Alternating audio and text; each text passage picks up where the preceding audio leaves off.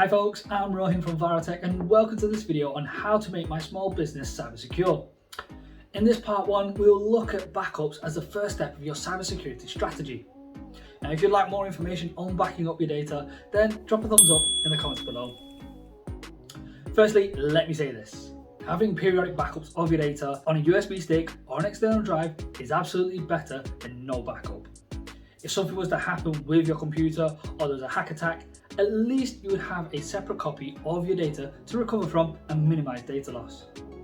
Now each business is different and we understand that, but the majority of small businesses could benefit from our very simple backup strategy. So firstly, it's best not to store your data on your physical device. The reason being is that if your device was to break down, then you risk losing any data that isn't backed up. Even worse, if your device was stolen and then accessed, all the files will be there for that person to see. That is why you should store your data in the cloud. If you do have to keep files on your device, then make sure that those files are synced with your cloud storage to back up at regular intervals.